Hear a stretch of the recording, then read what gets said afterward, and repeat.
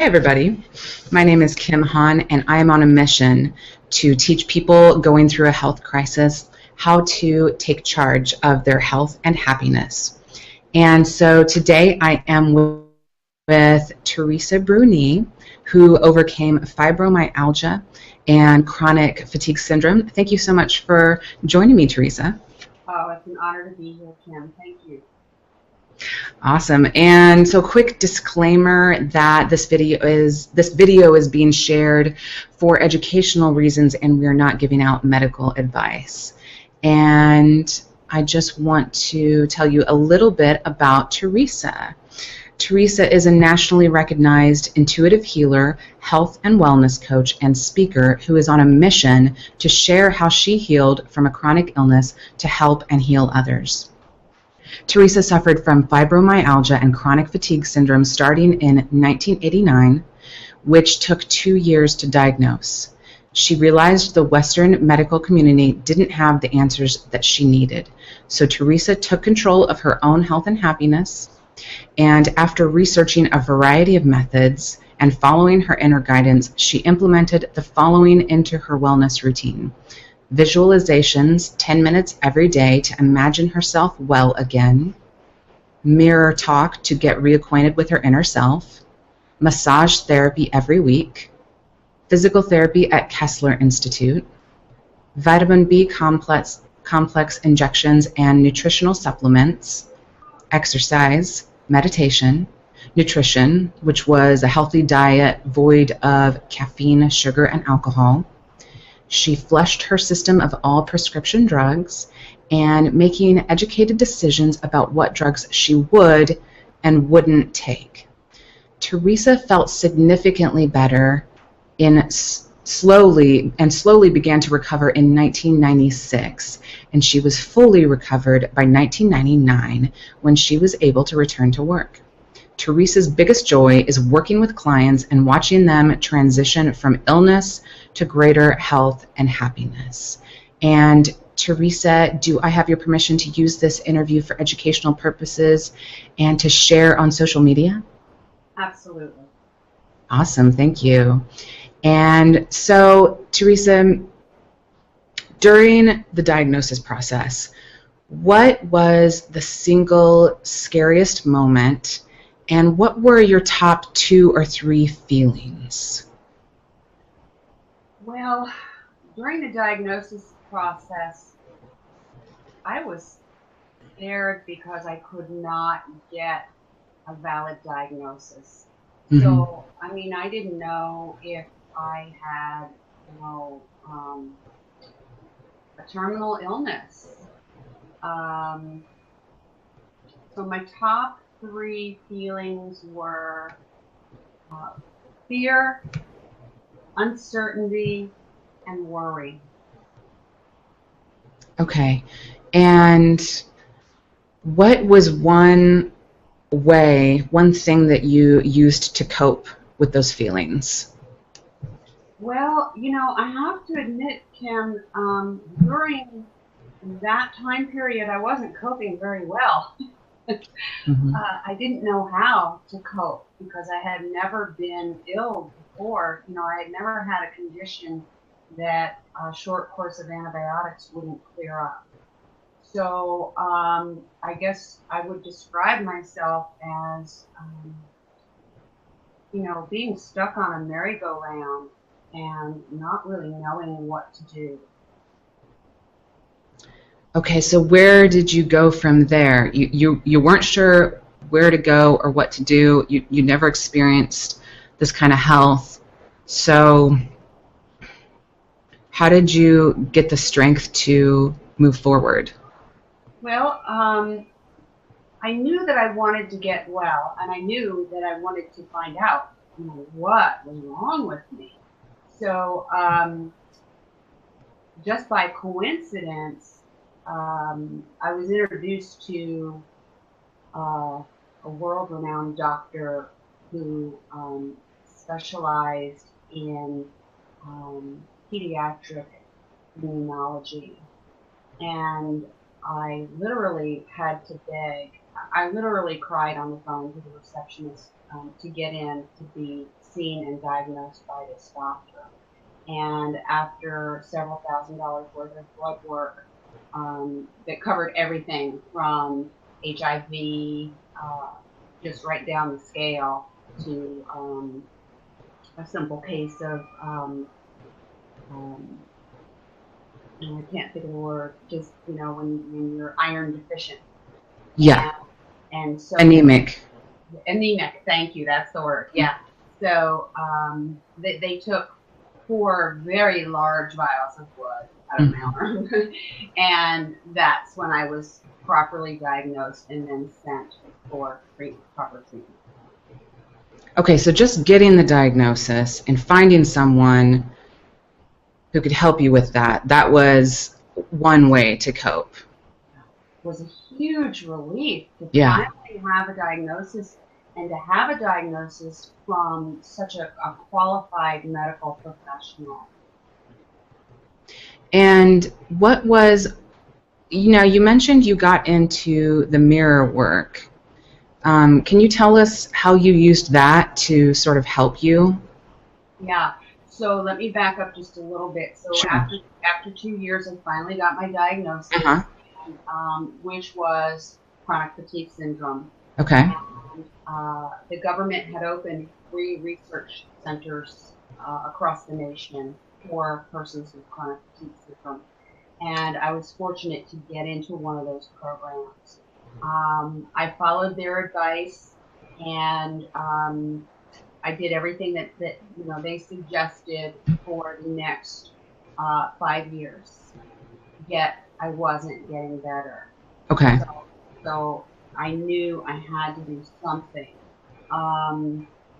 It was actually a good friend of mine who looked at me one day and said, I think all these drugs you're taking are really starting to affect you, because my personality was changing. And I listened to that, and I took a good look and decided that I needed to take action. I needed to become an empowered patient and start making decisions. And instead of just handing my health over to the medical community, I needed to be a participant in my own recovery. And so one day, while I was brushing my teeth, I just looked at myself in the mirror, and I realized I didn't recognize myself. I didn't recognize who was looking back at me. And so I hopped up on the bathroom counter. I got really close to the mirror. I looked at myself deep in the eyes, and I started to have a dialogue with myself, starting with, I love you. It was extremely emotional. It was painful, but it was effective. Okay, awesome. You had this moment of insight where you realized, I have to take some responsibility here. I have to be an empowered person and seek out the treatments or the thoughts or whatever feels right for me. Would you say that's... Yes. Okay, so what... you also talked about visualizations. Can you tell us what you would do to visualize yourself happy or healthy, rather? Maybe both. Yeah, and I'm not even sure how I discovered that, because as you and I discussed when we first met, the internet was not available to me, so I didn't have the luxury of just Googling, alternative therapies and things like that. I don't remember how I discovered it. I think it just was one of those things that guidance that came from within me.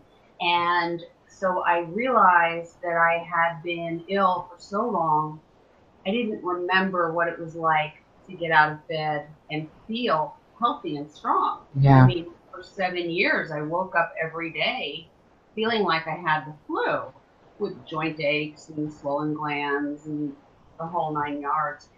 So I had to kind of trace back what it felt like to get out of bed with a lot of energy and enough energy to carry me through the entire day and right into the evening. So I came up with a visualization for myself. I love the beach. I love being on a tropical beach.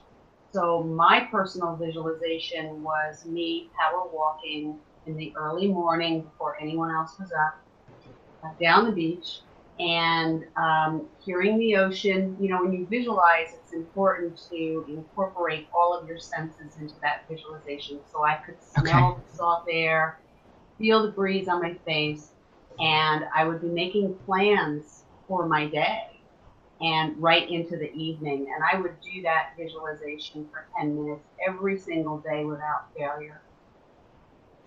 What time would you do that, in the morning or before you got out of bed, or?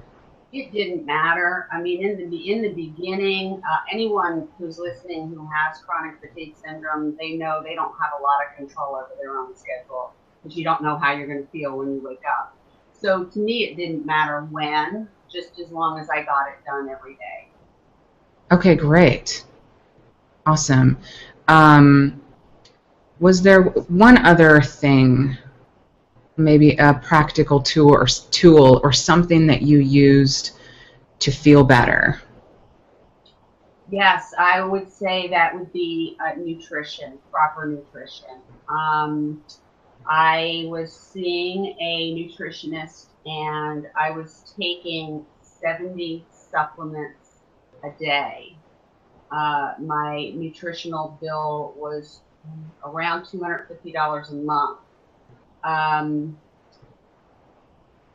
If I recommend that if someone is going to do that, they find a qualified nutritionist and they learn as much as they can about nutrition. So, so what that did is it helped to detoxify my body. So, you know, the nutrition, the diet, and the supplements, that was detoxing the physical. The mirror talk and the visualization was detoxing the mental and the spiritual. So it was a whole mind, body, spirit approach that I used. That's awesome. I love it. So you work with clients, and do you have clients that are going through a health crisis, and what do you tell them when they're experiencing the fear? What do you tell them how to cope with that? Well, you know, first we try to break it down and figure out where that fear is coming from. I've had clients who have had a fear of dying. Other clients fear not being able to take care of their children. Some clients might fear not being able to have children. So the first thing we do is identify where that fear is coming from, and then we develop some coping mechanisms to help with that fear. Really, fear is always a projection of the future. Mm-hmm. And our power is in the now. So the only thing we have control over is this very minute right here. So the minute that you start to experience fear, it's because you're thinking about the future. So for someone who, let's say their top fear is dying, what tool do you take them through? Well, you know, that's a big fear. Yeah. You know, that's a big fear. If you're fearful that your health is going to end your life, and you've got a lot of work to do. And again, I meet each client where they are. So I can't really tell you I've got one blanket solution. Yeah. It really depends on the client's mindset. I mean, if they're a solid Christian-based person, then I ask them to lean on their God. If they're spiritual, then we talk about that. You know, I've had clients who have come to me as agnostic. They're not sure if there's a higher power or not. So there's no one blanket answer for that. I take each client from where they are, and we start there. That's awesome, because everybody's different, and we all need different things. Yeah. So And even my answers, my answers may not work for everyone. So it really is not a matter of me trying to convince you that I have, my answers will work for you. When I work with a client, we figure out what answers are best for them. Beautiful. Okay. Well, on that note, Teresa, just thank you so much for joining me. You're welcome. It's really important that your work. I'm so impressed with your work, Kim, and so I'm honored to help you. Oh, thank you. Oh, and I want to share your website. Can you tell us what is your website if someone wants to check in with you? Yeah, I would love for them. There are a lot of good resources on my website. It is lessfearmoreflow.com, which is what we talked about a minute ago, less fear. Or they can simply go use my name, teresabruni.com. Both of those will go to the same place. Okay, and Teresa Bruni is TeresaBruni.com. And so thanks again. This has been awesome. You're very welcome. It was good to see you again. Great to see you. Take care. Okay, bye.